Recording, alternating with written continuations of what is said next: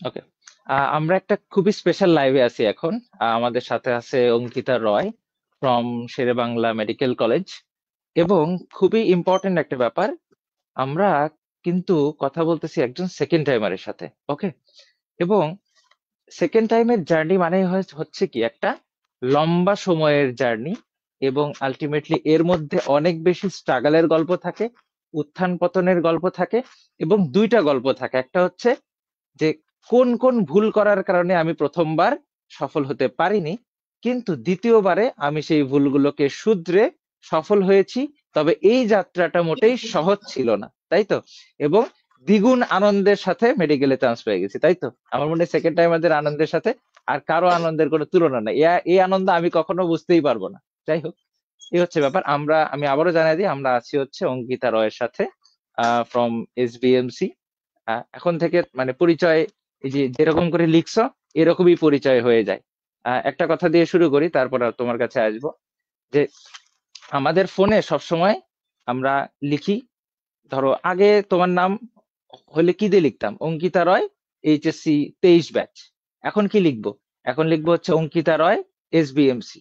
ঠিক আছে? এটা কিন্তু কত বড় একটা পরিচয়, তুমি এটা কল্পনাই করতে পারবে না। পরে তুমি দুনিয়ার যে বিশ্ববিদ্যালয়ে পড়ো না কেন, ঠিক আছে, এই যে একটা পরিচয় নাম ট্যাগ লেগে গেছে, এটা সব সময় থাকবে। আমার নাম সবাই যখন লিখে তখন ওই অন্তর ডিএমসি এভাবেই লিখে। বুঝতে পারছো? এই হচ্ছে ব্যাপার। তো যাই হোক, আমরা অঙ্কিতার কাছে অঙ্কিতার গল্প শুনবো। তো অঙ্কিতা, বলো যে তোমার বাসায় এই মুহূর্তে বা এই কয়দিন ধরে কেমন খুশির পরিবেশ চলতেছে? হ্যাঁ ভাই, একদম রেজাল্ট যেদিন দিয়েছে যে জানুয়ারি 19 তারিখ থেকে, মানে আমি সন্ধ্যা 6:30টার সময় রেজাল্ট পেয়েছি। মানে আমি কাউকে রেজাল্ট দেখতে দিই না। না, আমি বলছি যে ফোন টোন সব আমার কাছে জমা থাকবে, আমি রেজাল্ট দেবো। তো আমি ঘরের মধ্যে হাঁটতে হাঁটতে রেজাল্টটা দেখে দেখে গিয়ে জানিয়েছি। তো ওই দিন মা বাবাকে মানে কত বেশি যে খুশি রে, তাদের চোখে আমি পানি দেখেছি যে আমার রেজাল্টটা দেখে। আর বাসায় ভাই এখন সবাই যেন একটা উৎসবমুখর পরিবেশ।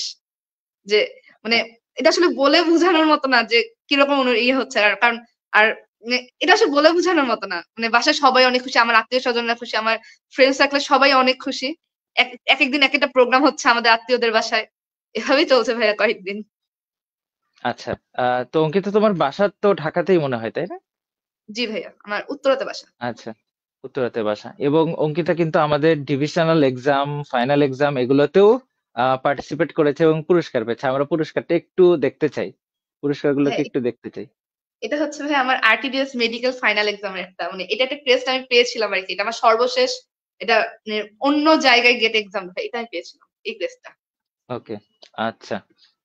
যাই হোক, ডিভিশনালের সময় বোধহয় আমরা ক্রেস্ট খুব কম দিয়েছিলাম আমরা, যার কারণে তোমার কাছে ক্রেস্ট নাই। যাই হোক, সমস্যা নাই, ও ডিভিশনালেও খুব ভালো রেজাল্ট করেছিল। এবং আমার মনে আছে যে ওই দিন আমরা হচ্ছে আহ মানে মেডিকেল অ্যাডমিশনের সেরা কোর্স আরটিডিএস এই নামে একটা স্লোগান দিয়েছিলাম। সেই স্লোগানটা, মানে স্লোগান তো শুরুতে একজন দিতে হয়, তারপরে বাকি সবাই আরটিডিএস বলবে, একজনকে কি বলতে হবে? মেডিকেল অ্যাডমিশনের সেরা কোর্স। তো আমরা পিছন থেকে সবাই বলতেছিলাম আরটিডিএস। আরটিডিএস, সেই স্লোগানটা দিয়েছিল হচ্ছে অঙ্কিতা রয়। ওকে। তো যাই হোক, আমরা হ্যাঁ অঙ্কিতার ভাই, কাছে আমিই শুনবো দিয়েছিলাম। যে এই যে তোমার সেকেন্ড টাইম জার্নি, এই জার্নিতে তুমি আর কোথাও ভর্তি ছিলে কিনা, মানে কোনো বিশ্ববিদ্যালয়ে ভর্তি ছিলে কিনা?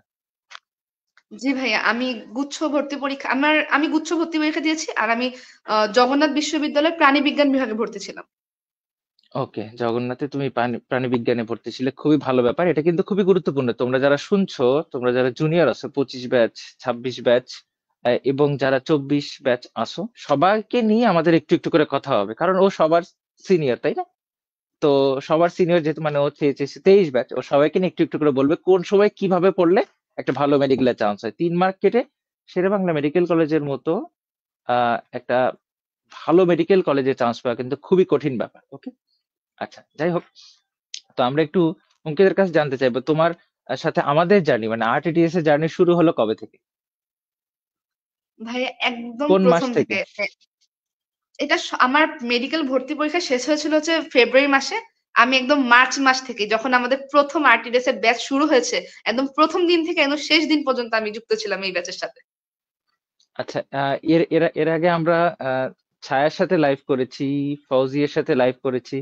তো সবার কাছে একটাই কথাই শুনতে পেরেছি, তারা একদম প্রথম দিকে স্টুডেন্ট ছিল। দারুণ একটা ব্যাপার আমাদের জন্য।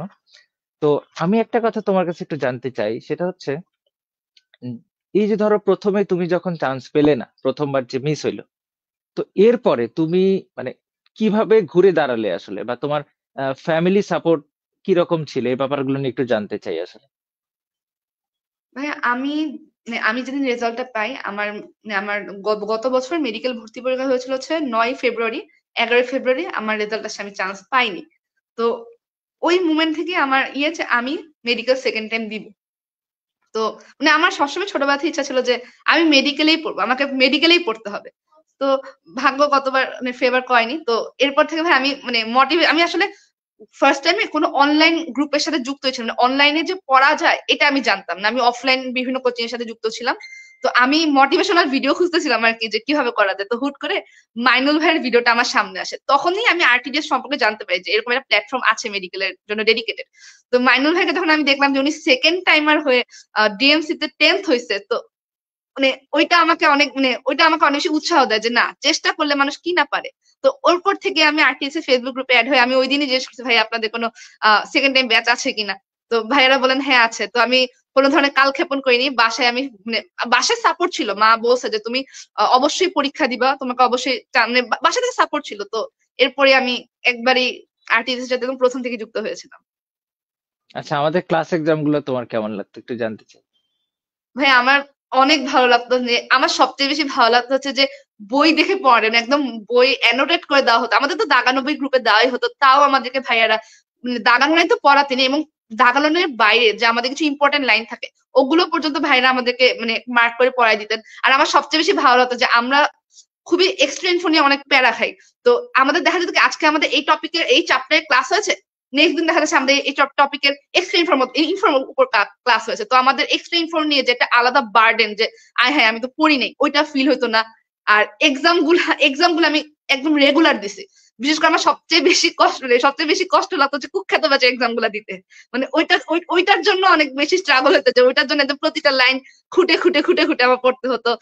তো প্রতিটা এক্সামে আমি ভালো রেজাল্ট করতাম, আমার পজিশন ভালো আসতো, বেশ ভালো আসতো। আমি রিভিউ এক্সাম গুলা দিতাম, মান্থলি এক্সাম দিতাম।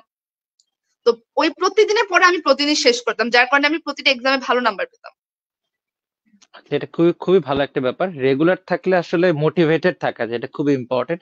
আমরা অঙ্কিতার কথার সূত্রে একটা জুনিয়ররা আছে এখানে, অবশ্যই আমি খুঁজলে অবশ্যই পাবো, এখানে 26 ব্যাচ পাবো। আমি একটু কমেন্ট গুলো অন করে রাখি, তাহলে একটু একটু করে কমেন্টও দেখতে পাবো। আচ্ছা, একজন বলছে ভাই সেকেন্ড টাইম ব্যাচ কোথায় পাবো। আচ্ছা, কোথায় পাবো এটা তুমি আমাদের যে পেজ রোড টু ডিএমসি বা গ্র্যাভিটি মেডিটেশন পেজে মেসেজ দিলেই হয়ে যাবে, ওকে। আচ্ছা, আমি জানি যে এখানে ছোট বাচ্চা কাচ্চারাও অনেক আছে, 26 ব্যাচ, 25 ব্যাচ।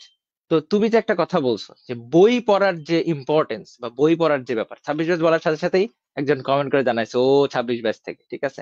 তো এখন থেকে বই যে পড়তে হবে, এই ব্যাপারটা কতটুকু ইম্পর্টেন্ট সেটা একটু ওদেরকে জানাও, যে আসলে শেষ 3 মাস পরে কি আসলে বা বই পড়ে কি আসলে ভালো করা সম্ভব কিনা, এটা আমাদেরকে না, জানাও। আমাদের উচিত আসলে ভাই একদম ফার্স্ট ইয়ার থেকেই মেইন বইয়ের উপর ফোকাস করা। কারণ মেডিকেল অ্যাডমিশন তো মেইন বইয়ের বাইরে আসবে না। আমার 100টা প্রশ্নই আসবে মেইন বই ভিত্তিক। তো মেইন বইয়ের বাইরে পড়ার মেইন বই পড়ার কোনো বিকল্প হয় না। আমাদের উচিত ফার্স্ট ইয়ার থেকে একদম বই ধরে ধরে পড়া, যে যেই বই পড়ুক, প্রতিটা বই, এবং বিশেষ করে বইয়ের অনুশীলনী। এটা না আমরা অনেকেই প্রথম দিকে এটাকে এত গুরুত্ব দিই না। লাস্ট লাস্ট 3 মাসে এসে আমরা বলি হ্যাঁ আমার অনুশীলনী প্রশ্ন পড়া হয়নি, আমার অনুশীলনী প্র্যাকটিস করা হয়নি। তো আমি বলবো প্রথম থেকেই ডেডিকেটেডলি মেইন বই পড়া। আর এর সাথে এক্সট্রা ইনফো পড়া উচিত একদম প্রথম থেকে। আমি ফার্স্ট টাইমে এক্সট্রা ইনফোর প্রতি এত গুরুত্ব দেইনি। তো আমি বলবো যে একদম এক্সট্রা ইনফো থেকে প্রথম থেকে গুরুত্ব দেওয়া উচিত। মেইন বই ভালো মতো পড়তে হবে, মেইন বই খুঁটিনাটি পার্ট, বিশেষ করে কেমিস্ট্রি যে বক্স এমসিকিউ থাকে হাজারি স্যারের বই, কবির স্যারের বই বক্স এমসিকিউ থাকে, ওগুলো যেন একদম আমরা টুরস্ত করে ফেলি। পড়তে পড়তে এমন যে মনে হয় যে কোশ্চেনটা দেখি যেন মনে হয় যেটা কোন বইয়ের কোশ্চেন, অপশন সহ যেন আমাদের মনে থাকে। তো ওই লেভেলে আমাদের পড়া উচিত আমি বলে মনে করি। আচ্ছা, এখানে খুবই ইম্পর্টেন্ট একটা ব্যাপার, আমি যদি তোমাকে জিজ্ঞাসা করি যে তোমার কি মনে হয় যে এই যে স্টুডেন্টরা যারা 25 ব্যাচ আছে বা 26 ব্যাচ আছে, বিশেষ করে 25 ব্যাচই, সামনে এইচএসসি পরীক্ষা আছে, একাডেমিক আর অ্যাডমিশনের পড়াশোনা কি আসলে আলাদা, নাকি এইটাকে আমরা একসাথে পড়তে পারি? তোমার কি অভিমত? আমি বলবো একসাথে পড়া যায়। একটু টাফ হয় মাঝে মধ্যে, কারণ এইচএসসি এর পড়ার এক ধরনের অ্যাডমিশনটা একটু ডিপ পড়া। তো আমি বলবো যে প্রথম থেকে যেন আমাদের ফোকাসটা অ্যাডমিশন কেন্দ্রিক হয়। কারণ অ্যাডমিশনে পড়া এত ডিপ, ওগুলো পড়লেই না আসলে আমার মনে হয় এইচএসসি কভার হয়ে যায়। তো আমি মনে করি বিশেষ করে মেডিকেল অ্যাডমিশন, মেডিকেল পরীক্ষা দিতে যারা ইন্টারেস্টেড বা মেডিকেলে যারা পড়বে, তাদের উচিত প্রথম থেকেই মেডিকেলের বই সাথে সাথে পড়া, মানে মেডিকেলের কোশ্চেন ব্যাংক দেখে দেখে পড়া প্রতিটা টপিক। আমি যেটা করতাম যে মেডিকেলে আমি জানি যে কোষের গঠন, আমি আগে দেখে নিতাম যে কোন টপিক থেকে মেডিকেলে কোশ্চেন আসছে, আমি ওই টপিক গুলো বারবার পড়তাম, যার কারণে আমার একদম এইচএসসি লাইফেই আমি বুঝতে পেরে গেছি যে মেডিকেলে কোন টপিক থেকে বেশি বেশি প্রশ্ন আসে। তো আমার মনে হয় কোশ্চেন ব্যাংকটা সাথে রাখা ভালো, মেডিকেলে কোশ্চেন ব্যাংক সাথে রাখা ভালো একদম ফার্স্ট ইয়ার থেকে। তাহলে আমি প্রথম থেকে বুঝতে পারবো, আচ্ছা ঠিক আছে, পড়তে গেলে আমার যাতে মনে হয় হ্যাঁ এই কোশ্চেনটা তো মেডিকেলে আসছে, আমার এই জায়গায় বেশি গুরুত্ব দিতে হবে। এটাই ভাইয়া। আচ্ছা, আমি অঙ্কিতার কথা একটু সামারাইজ করে দিই। তোমরা যারা 26 ব্যাচ আছো এখন থেকেই বইগুলো খুব ভালোভাবে পড়তে থাকো, তাহলেই এগিয়ে থাকতে পারবা। যত তাড়াতাড়ি সিলেবাস শেষ করা যায় তত ভালো। আর নাম্বার 2, যারা 25 ব্যাচ আছো, আমি বলবো যে এখন থেকেই একাডেমিক এবং অ্যাডমিশনের পড়া পাশাপাশি পড়তে হবে। তোমাদেরকে জানিয়ে রাখি, এটা আমরা অলরেডি অ্যানাউন্স করেছি যে আমাদের যে প্রি মেডিকেল ব্যাচ, সেই ব্যাচে কিন্তু আমরা এবার এইচএসসি স্ট্যান্ডার্ড অনেক ক্লাস রাখবো, যাতে তোমাদের প্রি মেডিকেলের পাশাপাশি এইচএসসি তেও তোমাদের অনেক হেল্প হয়। ওকে, আচ্ছা, এবার আমাদের আমরা মেইন টপিকের দিকে আসবো, সেটা হচ্ছে আমাদের সেকেন্ড টাইমারদের নিয়ে। তো একজন জানতে চাইছে, আমি এই কমেন্টটা একটু শো করি। এই কমেন্টটা যদি আমি একটু শো করি, সেটা হচ্ছে, আপু ডিপ্রেশন থেকে কিভাবে বের হয়েছিলেন, কবে থেকে সেকেন্ড টাইমের পড়া শুরু করেছিলেন, আপু কোন ভার্সিটিতে কোন ভার্সিটি ভর্তি ছিলেন কিনা, আমি এবছর সেকেন্ড টাইম হতে যাচ্ছি। এটা এটা তুমি এর আগে একটু বলেছো, আরেকবার একটু সংক্ষেপে যদি ওদেরকে জানাও ব্যাপারটা নিয়ে। হ্যাঁ, সেকেন্ড টাইম যেহেতু এটা 11 মাসের একটা প্রচেষ্টা, ডিপ্রেশন তো আসবেই। ডিপ্রেশনে আমিও পড়েছিলাম, হতাশা আমারও লাগছিল। তো এটাকে নিয়েই আমাদের চলতে হবে। তো আমি মনে করি কি যে আমার যেটা হচ্ছে, আমি যখন ডিপ্রেস হয়ে যেতাম আমি আরো বেশি করে পড়াশোনা করতাম। যে আমি দেখেছি যে পড়াশোনার মধ্যে রেগুলারিটি থাকলে ডিপ্রেশন কোনো কাজই করতে পারে না। আমার কাজ কি? আমাকে তো বাসায় কোনো কাজ করতে হইতেছে না। আমি পড়বো, আমি বই নিয়ে সারাদিন থাকবো, মাঝে মধ্যে একটু উঠবো, একটু মাইন্ডটাকে ফ্রেশ করার জন্য, তাহলে ডিপ্রেশন কাজ হবে। মাঝে মধ্যে যখন মনে হবে যে না আমি পারতেছি না, আমি করতাম কি, আমি ঘরে মানে পুরো ঘরের মধ্যে একটা চক্কর দিতাম, যে একটু ফ্রেশ এয়ার নিতাম, পরে আবার পড়তে বসতাম, ডিপ্রেশন আসতো। আর সেকেন্ড টাইমে পড়া আসলে, আমি যেহেতু প্রথম থেকে আরটিএস এর সাথে যুক্ত ছিলাম, আমাদের কোর্স শুরু হয়েছিল সম্ভবত মার্চের 2 তারিখে, মার্চের 2 তারিখ বা 3 তারিখে আমি ফার্স্ট ক্লাস শুরু করেছিলাম। কিন্তু মাঝের যে একটা মাস, মানে 11ই ফেব্রুয়ারি থেকে মার্চের 2 তারিখ পর্যন্ত 15 থেকে 20 দিন আমি করতাম কি, আমার তো কোনো মানে আমি তো কোনো জায়গায় ভর্তি ছিলাম না, মানে কোনো মানে অ্যাডমিশন ব্যাচে ভর্তি ছিলাম না। আমি করতাম কি, আরটিডিএস এর যত ফ্রি রিসোর্সেস আছে ওগুলো দেখে দেখে আমি আমার গ্যাপ ফিল আপ করতাম। আমি একদম মেডিকেল আচ্ছা রেজাল্ট দিয়েছে 11 তারিখে, আমার স্পষ্ট মনে আছে আমি 12ই ফেব্রুয়ারি ভোর 5টার সময় উঠে কোষের গঠন বইটা নিয়েছিলাম। মানে ওই আচ্ছা, বারো দারুণ ফেব্রুয়ারি থেকে ব্যাপার। আমার সেকেন্ড টাইমের জার্নিটা শুরু হয়। এই যে তোমরা যারা ভাবছো, স্টার্ট আর্লি। এবং আমি আরেকটা কথা জানিয়ে রাখি, সেটা হচ্ছে অঙ্কিতা কিন্তু জগন্নাথ বিশ্ববিদ্যালয়ে ভর্তি ছিল। তো আমি বলবো যে তোমরা সেকেন্ড টাইম ব্যাচে যুক্ত থেকে অবশ্যই ভার্সিটি গুলোর জন্য ট্রাই করবে।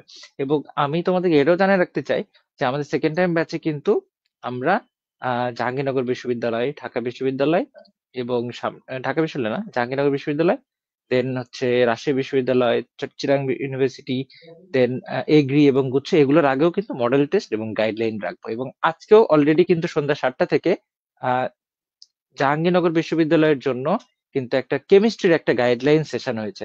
এই হচ্ছে ব্যাপার। তো যাই হোক, মানে আমরা চেষ্টা করতেছি আমাদের পক্ষ থেকে, যাতে তোমাদের সেকেন্ড টাইমের যে ভিত সেটাও স্ট্রং হয়।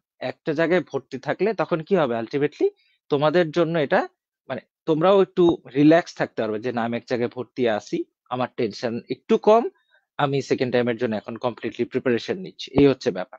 ওকে, এবং আমাদের সেকেন্ড টাইম ব্যাচ, সেটা কিন্তু আমরা 1 ফেব্রুয়ারি থেকে স্টার্ট হবে। 1 ফেব্রুয়ারি থেকে ডেন্টালের জন্য মডেল টেস্ট থাকবে এবং গাইডলাইন সেশনস থাকবে।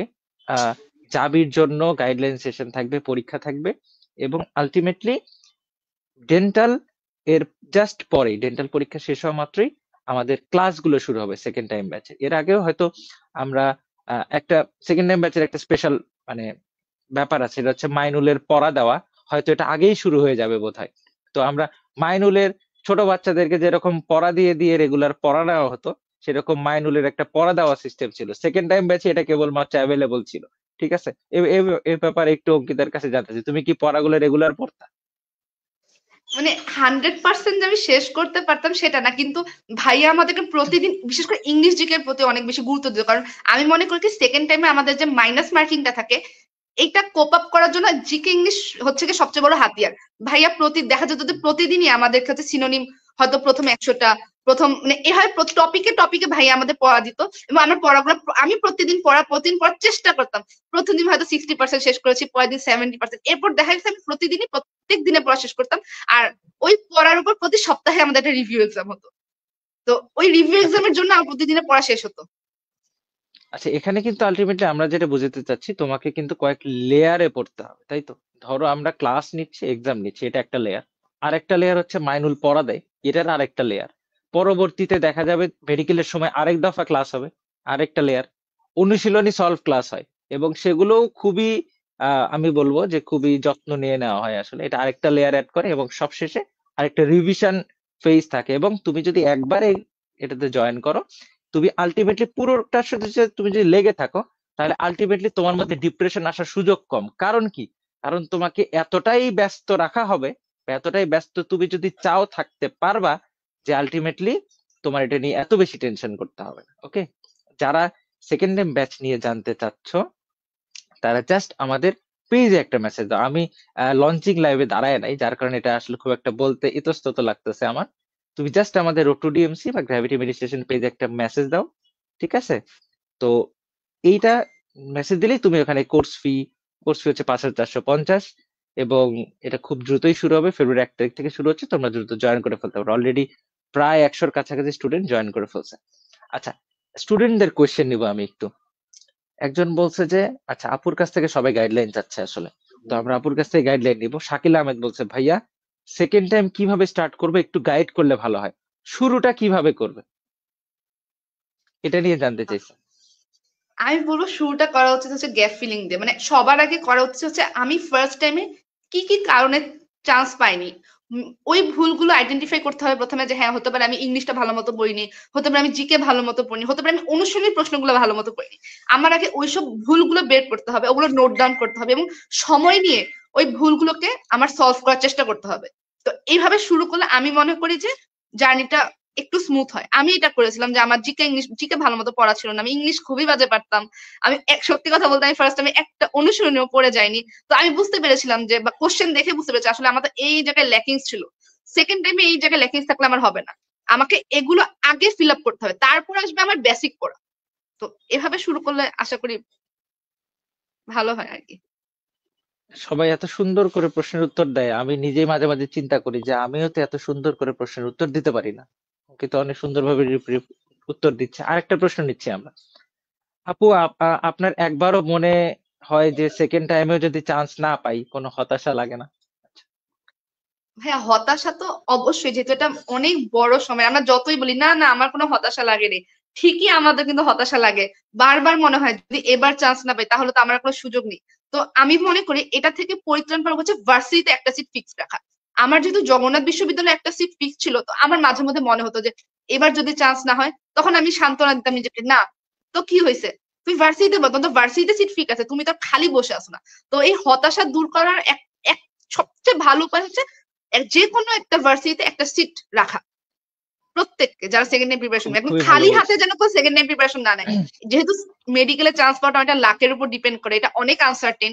অবশ্যই যেন আমরা একটা ব্যাকআপ হাতে রাখি, একটা ভার্সিটি সিট যেন অবশ্যই আমরা হাতে রাখি। আচ্ছা, আহ আরেকটা কোয়েশ্চেন আছে এরকম।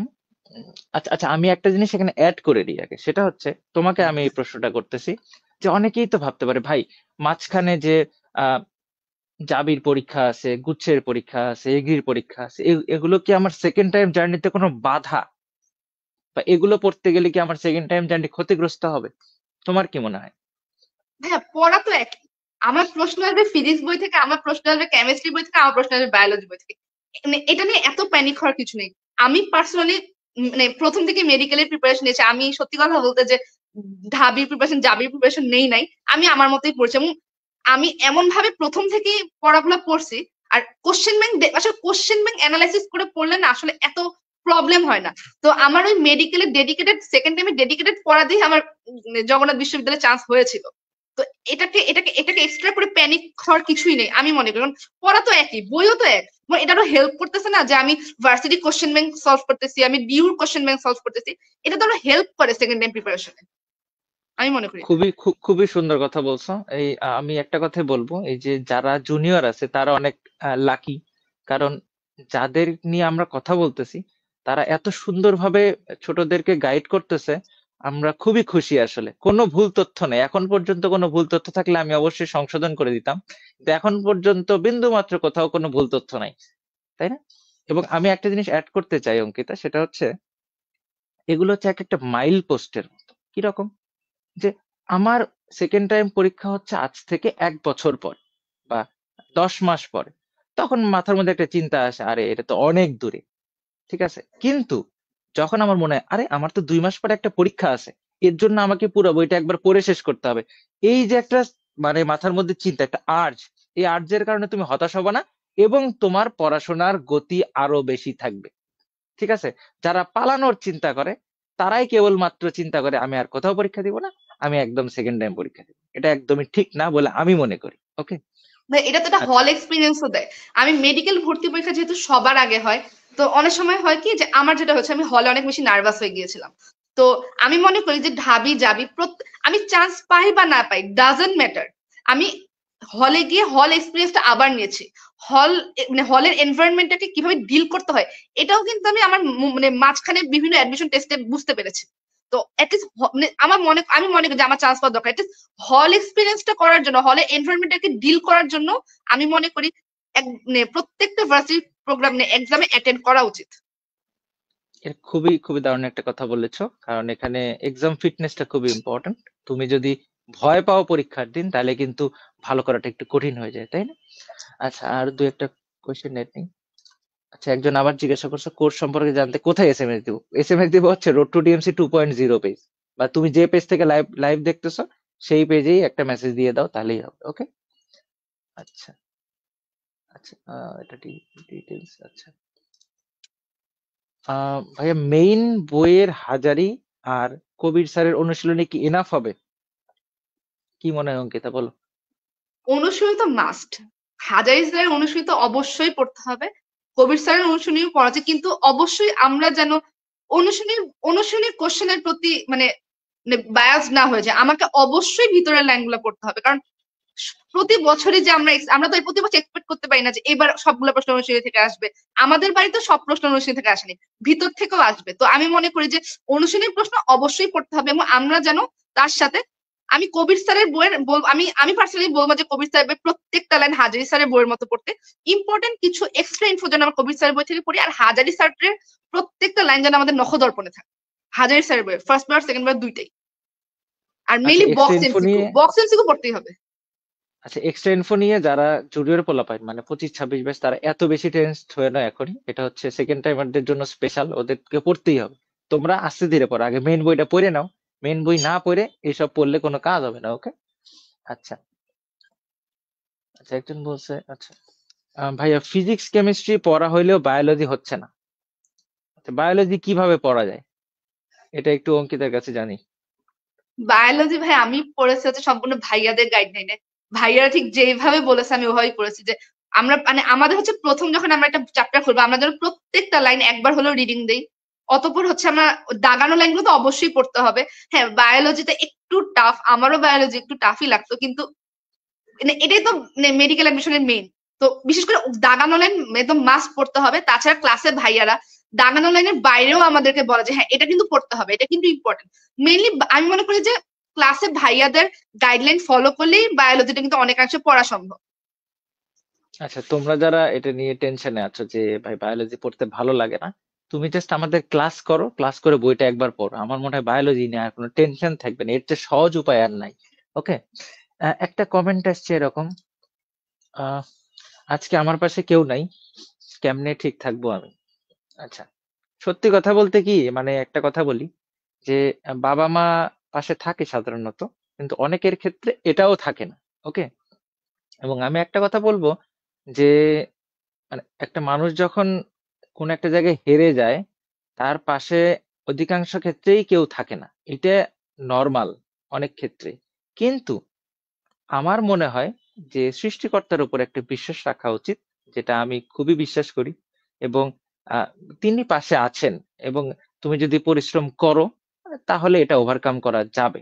এই যে তুমি ধরো আজকে আমাদের যে গেস্ট, আমাদের স্টুডেন্ট অঙ্কিতা, আমি যে তাকে জিজ্ঞাসা করি যে এই যে সেকেন্ড টাইম জানি, তুমি যে প্রথমবার যে চান্স পাও নাই, তোমার কোন কলেজ ছিল অঙ্কিতা? ভাই আমি রাজপুত্র মডেল কলেজ থেকে 2023 সালে এইচএসসি দিয়েছি। আচ্ছা, রাজগুপ্তরা মডেল কলেজ, বুঝতেই পারতেছো দেশেরা, দেশেরা কলেজ। ওকে, তো অবশ্যই এটা আমি মানে লিখে দিতে পারবো যে ওকে এবং ওর মাকে বা বাবাকে কেউ না কেউ এসে অবশ্যই বলছে যে যে আপনার মেয়ে রাজুকে পড়ছে, একটা দেশের সেরা কলেজে পড়ছে, তারপরও কেন মেডিকেলে চান্স পায়নি, এটা বলছে কিনা আমি অঙ্কিতার কাছে জানতে চাই। অবশ্যই ভাইয়া, একজন না অনেকেই বলছে, আত্মীয় স্বজনও বলছে। অনেকেই বলছে, আত্মীয় স্বজনও বলছে যে তাহলে এত ভালো কলেজে পড়ে লাভ কি হইলো, এরকম বলছে না? এটা খুবই কমন, আমি জানি। ঠিক আছে, এইসব কথা আমিও শুনছি। মানে তোমরা তোমরা যে শুনছো ব্যাপারটা এরকম না, আমিও শুনছি। আমি ছোটবেলায় ক্যাডেট কলেজ চান্স পাইনি, বুঝছো? তো আমাকেও এরকম, আমার মাকে হচ্ছে, আমি আমি চিল ছিলাম। আমি চান্স না পেলে কি হবে, আমি বগুড়া জিলা স্কুলে পড়তাম, দেশের অন্যতম সেরা একটা স্কুল, আমার কিছু যায় আসে না ক্যাডেট কলেজে না পড়লেও। তো আমার মাকে আমার বন্ধুর মায়েরা এসে বলতো, হ্যাঁ শুনছি আপনার ছেলে অনেক ভালো, শুনছিলাম। তো কই ক্যাডেট কলেজে চান্স পাইলো না। আমি চিল বসেছিলাম লেপের নিচে, একটু পরে দেখি মা এসে কাঁদতেছে। মাও চিল ছিল, কোনো সমস্যা নাই। একটু পরে এসে দেখি মা কাঁদতেছে, মানে যেদিন রেজাল্ট দিছে ওই দিনও না, তার এক দুই দিন পরে দেখি মা কাঁদতেছে। কেন কাঁদতেছে? কারণ মাকে আর একজন গার্ডিয়ান বলছে যে শুনছিলাম তো আপনার ছেলে ভালো স্টুডেন্ট, কই চান্স তো পাই নাই, তাহলে কি ভালো স্টুডেন্ট হইলো। যাই হোক, এই হচ্ছে ব্যাপার। তো একটা কথা আমি বলবো যে ইউ হ্যাভ দ্য চান্স, তোমার এই চান্স আছে এই কথাগুলোর উত্তর দেওয়ার। তোমার পাশে কেউ হয়তো এখন নাই, চান্সটা পায়ে যাও। যারা বলছে তারাই দেখবা যে তোমাকে দাওয়াত দিয়ে বাসায় খাওয়াচ্ছে, ঠিক আছে? তারাই সব জায়গায় গল্প করে বেড়াচ্ছে যে আমার অমুক আহ, সে ভালো মেডিকেলে পড়ে বা ভার্সিটিতে পড়ে, এই হচ্ছে ব্যাপার। তো এইভাবেই আসলে ব্যাপারটাকে ভাবতে হবে। ওকে, আমাদের লাইভে আমরা মাইনুলের কমেন্ট পড়ছি একটু আগে, আশফির কমেন্ট পড়ছি। ওদের সম্পর্কে একটু জানতে চাই যে ওদের প্রতি আসলে মানে আমরাও খুবই গ্রেটফুল। স্টুডেন্টদের কথা স্টুডেন্টরা বলবে যে আমরাও গ্রেটফুল, কারণ সেকেন্ড টাইমারদের নিয়ে ওরা পুরোটা সময় এমন ভাবে কাজ করে গেছে ডেডিকেটেডলি, এটা আনবিলিভেবল। আমাদের অত বেশি চিন্তাই করা লাগে না, আমরা জাস্ট ক্লাস নিছি, এক্সাম সিস্টেমটা মেনটেন করছি, গাইডলাইনের ব্যাপারটা ওরাই করে গেছে, তাই না? জি ভাই এবং এবার অবশ্যই। কিন্তু আমাদের যারা চান্স প্রাপ্ত, যারা স্টুডেন্ট, যারা আমাদের, আমি ফ্যান ফলোয়ারই বলবো, আমাদের স্টুডেন্ট যারা আমাদের ফ্যান, তারা কিন্তু অলরেডি আমাদের প্ল্যাটফর্মে যুক্ত হয়ে যাচ্ছে জুনিয়রদেরকে গাইড করার জন্য। ঠিক আছে, এই হচ্ছে ব্যাপার। তো এটা একটা ট্রেন্ড, বুঝছো? তোমরা যারা জুনিয়র আছো, তোমরা যখন চান্স পাবা তোমরাও আবার তোমাদের জুনিয়রকে গাইড করবে। আমরা কি সবসময় এখানে থাকবো নাকি? আজকে অন্তর ভাই কথা বলতেছে, আজ থেকে 5 বছর পরে কি তোমার মনে হয় অন্তর ভাই এখানে এই রেজাল্ট লাইভ করবে? অন্তর ভাই রেজাল্ট লাইভ করবে, এখানে তোমরা রেজাল্ট লাইভ করবে। আমার কি আর সেই বয়স থাকবে, এনার্জি থাকবে রেজাল্ট লাইভ করার? তাই না? তো এটা হচ্ছে ব্যাপার, মানে তোমার জায়গার থেকেই তোমাকে এগিয়ে যেতে হবে। আচ্ছা, সেই আরেকটা কমেন্ট আসছে, নিজের মা বাবাই নিজের উপরে বিশ্বাস হারায় ফেলছে, কেমনে কি ভাই? তো যেটা বললাম আর কি, তোমাকে এই বিশ্বাসটা আবার তৈরি করতে হবে তোমার পরিশ্রম দিয়ে। তোমার পরিশ্রম যখন সে দেখবে যে তুমি দিনরাত এক করে পড়াশোনা করতেছো, তখন তারা আবার তোমাকেই বলবে যে আচ্ছা ঠিক আছে, তুই একটু শান্ত হ, আস্তে ধীরে পড়াশোনা কর, ভালো হবে। তোমার পরিশ্রম তারা দেখবে অবশ্যই। ঠিক আছে, এইটুকু আমি বলবো। আচ্ছা, আরেকটা প্রশ্ন এসছে, এগুলো আমরা অলরেডি আনসার করছি অনেকটা। আপু, এক্সাম দিতে গেলেই ভয় হয় যদি চান্স না পাই, ঠিক আছে? তো বেশি বেশি পরীক্ষা দিয়ে এই ভয়টা দূর করতে হবে, ঠিক আছে? এই জন্যই ভাই ভার্সিটির আহ এক্সাম গুলো দেওয়া আর কি আমাদের, তাহলে আমরা মানে হলে এনভায়রনমেন্টটাকে ডিল করতে পারবো। ওকে, একজন বলছে সব বই কি আবার নতুন করে কিনবো? সব বই নতুন করে কিনতে হয় না, শুধু বায়োলজিটা তুমি নতুন কিনলেই হবে আর কি, ঠিক আছে? তারপরে আরেকটা কোশ্চেন আসছে যে আমার সাথে আর কেউ নাই, এই জন্য আমার এই নিজেরই কমেন্ট গুলা সামনে নিয়ে আসতে হচ্ছে আর কি। যাই হোক, বায়োলজি এক্সট্রা রাইটার কি শুধু কোচিং এর বই থেকে পড়লেই হবে? হ্যাঁ, কোচিং এর বইটা আগে শেষ করো, তারপরে যদি তোমার সুযোগ থাকে তুমি মূল বই পড়তে পারো, সমস্যা নেই। ওকে,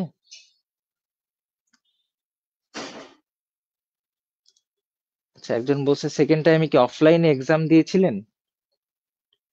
জি ভাই অফলাইনে আমি এক্সাম সেকেন্ড দিয়েছিল? টাইমে অফলাইনে এক্সাম ব্যাচে ছিলাম, আমি রেটিনায় এক্সাম বেঁচেছিলাম আর কি।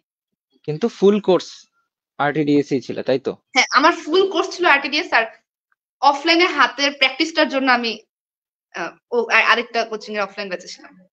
আচ্ছা, অনেকেই যে বলে অনলাইনে পড়লে চান্স হয় না, আসলে কি তাই? তোমার কি মনে হয়? অনেকে বলে যে অনলাইনে, মানুষ কেন বলে আমি জানি না, আমি তো অনলাইনে পড়েই চান্স পেয়েছি, আমার তো আর এক্সট্রা ইফোর্ট দেওয়া লাগে না। অনলাইনে কি আসলে ডিস্ট্রাকশনটা বেশি, যেহেতু আমরা ফোন নিয়ে ক্লাস করি, তো ফোনে আমাদের ডিস্ট্রাকশনের মূল কারণই তো হচ্ছে আমাদের একটা ফোন। তো আমি যদি নিজে মনে করি যে আমার ডিস্ট্রাক্টেড হওয়া যাবে না, আমাকে, আমার কাজ হচ্ছে ফোনটা ধরে জাস্ট ক্লাসটা করা।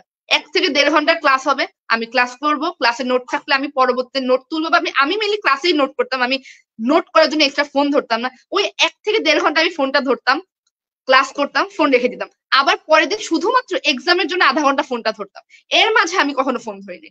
আর যাতে আমার ফোন ধরতে না হয়, আমি সব কোচিং এর সব গ্রুপ আমি আমার মার ফোনে খুলছিলাম, আমি আমার নিজের ফোন বন্ধ করে রেখে দিছি যাতে আমার ডিস্ট্রাকশন কম হয়। আমি মার আইডি দিয়ে সবকিছু করেছিলাম। ওকে। আচ্ছা, এখন আমি একটা প্রশ্ন একটু করতে চাই। এই যে ধরো, তুমি তো অফলাইন ক্লাসও করেছো, অনলাইনে আমাদের ক্লাসও করেছো, কোনো ডিফারেন্স কি আসলে পাওয়া যায়? মানে মানুষ এত ডিস্ট্রাকশন থাকা সত্ত্বেও কেন অনলাইনে পড়বে? ওরা তো অফলাইনেই পড়তে পারতো। তারপরে কেন তুমি খুঁজে খুঁজে এই অনলাইনেই, এত ডিস্ট্রাকশন থাকা সত্ত্বেও এই অনলাইনেই ক্লাসগুলো করলে? এটা একটু জানতে চাই। মানে আমার যেটা মনে হয় যে অফলাইনে হচ্ছে কি যে এত ডিটেলস এ পড়ায় না, মানে আমি জানি না অন্য কোনো অনলাইন কোচে, আমি জানি যে আরটিডিএস এর যে পরিমাণে ডিটেলস আমাদের পড়ানো হয় অন্য কোথাও পড়ানো হয় বলে আমার মনে হয় না। অফলাইনে আসলে হয় কি যে আমরা অনেকজন মিলে ক্লাস করি, ক্লাসের মধ্যে একটা কেওস সৃষ্টি হয়, ভাইয়া পুরো জাস্ট মানে পড়াই দিয়ে চলেছে, কিন্তু অনলাইনে তো সেই কেওস এর অপশন নেই। আমরা প্রশ্ন করবো, আমরা সিঙ্গেল ভাবে একটা কমেন্টে কোশ্চেন করছি, তো ওই কেওসটা হয় না, ভাইয়ারাও একদম খুবই ফ্রেশ ভাবে আমাদেরকে পড়াতে পারে। আর আরটিডিএস হচ্ছে ডিটেলস ক্লাস হয়, এটা আমার সবচেয়ে বেশি মানে আমার ভালো লাগে। ওকে, খুবই ভালো। আমরাও আসলে এটা বিশ্বাস করি, তুমি যখন বিস্তারিত পড়বা বা একদম বেসিক থেকে পড়বা, তখন প্রশ্ন কঠিন আসলেও সেগুলো আসলে আনসার করাটা ইজি হয়। তো একটা প্রশ্ন এসছে যে ওর হচ্ছে হাসান স্যার এবং আজমল স্যারের শর্ট সিলেবাস শেষ হয়েছে, এখন কি অন্য রাইটারের বই পড়বো নাকি শর্টের বাইরের চ্যাপ্টার গুলো পড়বো? কি মনে হয় অঙ্কিতা, কি করা উচিত আগে? হ্যাঁ, আমি যেটা করছি, আমার শর্ট সিলেবাস যখন শেষ হয়ে গিয়েছে, আমি শর্ট সিলেবাসে এক্সট্রা ইনফো পড়েছিলাম, কারণ কোশ্চেন তো 80% শর্ট সিলেবাস থেকে আসে। লং সিলেবাসে আমি সেভাবে লং সিলেবাসের না আসলে এক্সট্রা ইনফো ভাবে পড়ি নাই। আমি শর্ট সিলেবাসে এক্সট্রা ইনফো পড়ি শেষ করতে পারি না, আমি লং সিলেবাসে এক্সট্রা ইনফো পড়তে যাবো, তো আমি শর্ট সিলেবাসে একদম বেসিক এক্সট্রা সব পড়ছিলাম। আর লং সিলেবাসের আমার নিজের বইটা পড়ছিলাম, আমি কোনো এক্সট্রা ইনফো লং সিলেবাসে পড়ি নাই আসলে। শর্ট সিলেবাসটা আচ্ছা। আমি মনে করি যে শর্ট সিলেবাসে সবকিছুই আসলে খুঁটিনাটি পড়া উচিত। লং সিলেবাসে আমি খালি মেইন বই পড়ছিলাম। আচ্ছা, রেজওয়ানের প্রশ্নের উত্তরে আমি একটু কমপ্লিমেন্ট করতে চাই অঙ্কিতার সাথে। সেটা হচ্ছে, তোমার যদি আগে শর্ট সিলেবাস শেষ হয়ে থাকে, তুমি ফুল সিলেবাসের 2-4টা চ্যাপ্টার পরে একটু আগায় রাখতে পারো, এক্সট্রা ইনফোটা তুমি একটু পরে দেখো। ওকে, তাহলে আমার মনে হয় এটা বেটার হবে। আচ্ছা, একজন বলছে জিকে ইংলিশ পার্টটায় উইকনেস আছে, জিকে ইংলিশ পার্টটায় উইকনেস আছে, সেকেন্ড টাইমে কিভাবে ভালো করব? তো জিকে ইংলিশ কিভাবে তুমি সেকেন্ড টাইমে ভালো করলে, এটা সবাই জানতে চায়।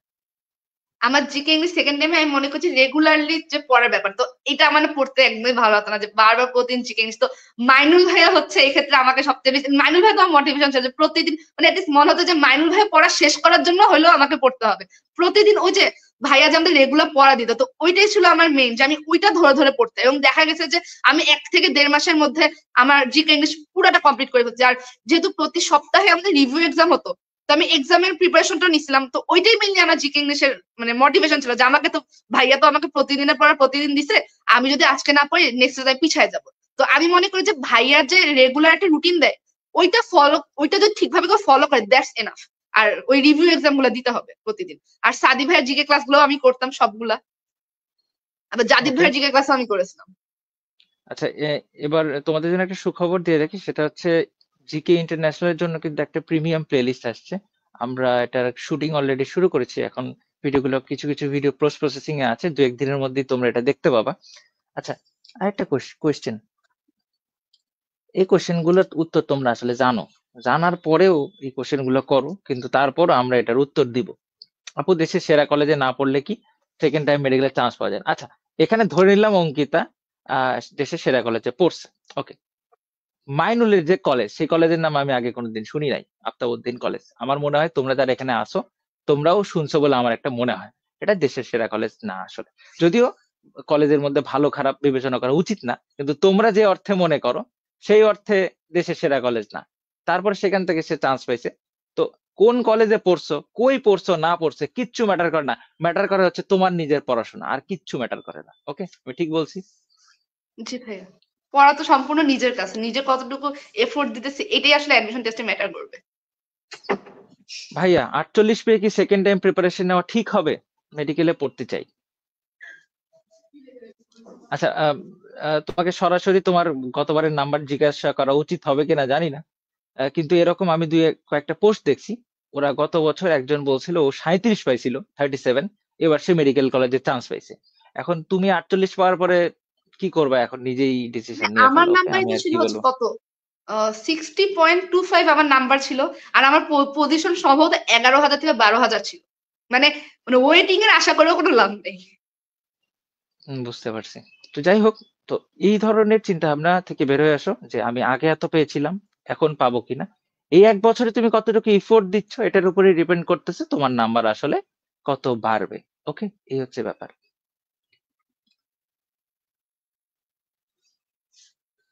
আচ্ছা, একজন বলছে, আচ্ছা, সার্কুলার চেঞ্জ হওয়ার পসিবিলিটি খুবই কম। ঠিক আছে, এগুলো নিয়ে চিন্তার কোনো কারণ নাই। ওকে, একজন বলছে ভাইয়া এখন তো মনে হয় বাসার বাইরেই ভালো থাকি। আচ্ছা, বাসার বাইরে ভালো থাকো আর ভেতরে ভালো থাকো, যেখানেই ভালো থাকো সেখান থেকে পড়াশোনা চালিয়ে যেতে হবে, এটা হচ্ছে ব্যাপার। একজন বলছে ভাইয়া সেকেন্ড টাইম কি কখনো মেডিকেলে ফার্স্ট হওয়া পসিবল?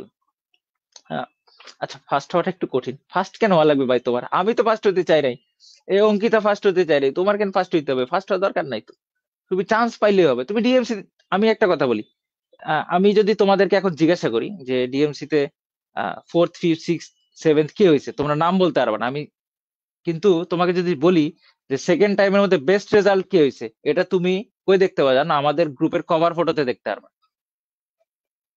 আমি কি বুঝাতে পারছি? সে 33তম হয়েছিল, ছায়া, আমাদের স্টুডেন্ট, ওই যে অঙ্কিতার সাথেই একসাথেই পড়াশোনা করছে। ওই প্রথম, ও একই ভাবেই বলছে যে প্রথম মানে 1-2 দিনের মধ্যেই ভর্তি হয়ে গেছে, প্রথম 10 জন স্টুডেন্টের মধ্যে একজন হবে এরকম। এবং ও হচ্ছে ডিভিশনালে মানে পুরস্কার পাচ্ছে। ওর ছবি পরে খুঁজে বের করে দেখলাম, ওই যে একটা গ্রুপ ছবি ছিল ঢাকায় ডিভিশনালের বিজয়ীদের, ওর মধ্যে ওর ছবি আছে। তো এই হচ্ছে ব্যাপার। ওকে, কাজে তুমি চিন্তা করো যে আমরা কিন্তু আমাদের এবার টপ রেজাল্ট কিন্তু টপ 10 এর মধ্যে দুই তিনজন আছে, কিন্তু আমরা কিন্তু তাদের ছবি কভারে দেই নাই। দিছি হচ্ছে ছায়ার ছবি, যেটা হচ্ছে সে 33তম হয়েছে। তো তুমি এরকম সেকেন্ড টাইম আমাদের বেস্ট হলেই তোমার ছবি আমরা আমাদের গ্রুপের কভারে রাখবো, এটুকু আমি তোমাকে নিশ্চয়তা দিচ্ছি। তোমার ফার্স্ট হওয়া লাগবে না। ওকে, ওকে। আচ্ছা, অনেক প্রশ্ন। আচ্ছা, একজন বলছে যে প্রথমবার চান্স না পাওয়ার কারণে পরিবারের রেসপেক্টের প্রতি কোনো নেগেটিভ ইফেক্ট পড়েছিল কিনা, মানে পরিবার থেকে তোমার সাপোর্টের কথা আসলে জানতে চাচ্ছে আসলে। তো পরিবার থেকে তোমার আমার মা সাপোর্টটা বাবা কতটুকু আসলে ছিল? আমার সবচেয়ে বড় সাপোর্ট। হ্যাঁ, মানে আত্মীয় স্বজন থেকে তো একটু কথা আমার শুনতে হয়েছে। আমাকে তো সরাসরি মানে বলেছে আমার মাকে। কিন্তু আমার মা বাবা আমার উপরে সবসময় বিশ্বাস আছে আর কি। মানে আমার মা বাবা ছিল ওই সময় আমার মানে কি বলবো যে সবচেয়ে বড় সাপোর্ট। মানে যখন আমি পড়তে পড়তে খুবই মানে হতাশ হয়ে যখন মা এসে বলতো যে তুমি পড়ো, তুমি পারবা। তো আমার মা বাবার সাপোর্ট ছিল, যেটা সত্যি কথা। এবং এটাই আসলে আমাকে একদম পরবর্তী 11 মাসের ধৈর্যটা ধারণ করতে সাহায্য করছে। আসলে অন্যদের কথা শুনে কি হবে যদি মা বাবা পাশে থাকে। এটাই। আর তুমি যদি সত্যি পড়াশোনা করো, আমি দৃঢ় বিশ্বাস রাখি যে বাবা মা পাশে থাকবে। ঠিক আছে, আমার বাবা মা চিরকাল আমারে কোনোদিন কয় নাই যে তুই পড়তে বস। ঠিক আছে, বলছে যে এখন ঘুমা, অনেক পড়া হয়েছে।